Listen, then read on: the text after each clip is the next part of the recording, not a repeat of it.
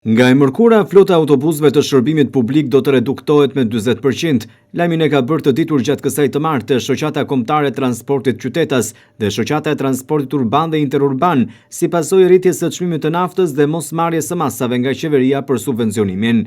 Njoftimi nga Shoqata e Transportit erdhi pasi Bordi i Transparencës e rriti çmimin e naftës deri në 215 lekë. Reduktimi i numrit të autobusëve të transportit publik u paralajmërua që kur kriza e shkaktuar nga lufta në lindjen e mesme, rriti ndjeshëm çmimet e karburantit në vend. Përfaqësuesit e shoqërive të transportit zhvilluan edhe takime në Ministrinë e Ekonomisë, por pa gjetur një zgjidhje dhe për pasojë mos përmbushjes së kërkesave të tyre, mos miratimi një skeme kompensimi, mos hartimi një plani veprimi për lehtësimin e barës fiskale të sektorit, mos nisja një procesi të rishikimit të elementëve fiskal, numri i autobusëve do të reduktohet me 40%.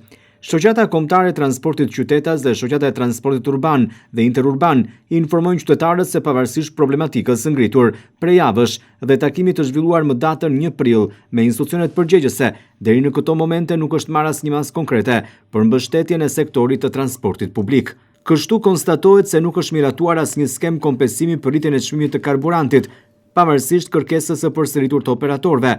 Nuk ka një vendim zyrtar apo plan veprimi për lehtësimin e barës fiskale të sektorit. Nuk është dhënë asnjë afat konkret për ndërhyrje nga institucionet përgjegjëse. Nuk ka nisur asnjë proces për rishikimin e elementëve fiskal që ndikon drejt për drejt në kostot operative. Kjo mungesë reagimi dhe veprimi konkret ka përkeqësuar ndjeshëm situatën financiare të operatorëve, të cilët ndodhen tashmë në kushte të vështira për të përballuar vazhdimin e aktivitetit. Për pasojë, shoqata bën me dije se duke filluar nga dita e mërkurë, do të reduktohet numri i mjeteve në qarkullim, duke ulur me 40% flotën në shërbimin e transportit publik, si një masë detyruar për përballimin e kësaj situate emergjente.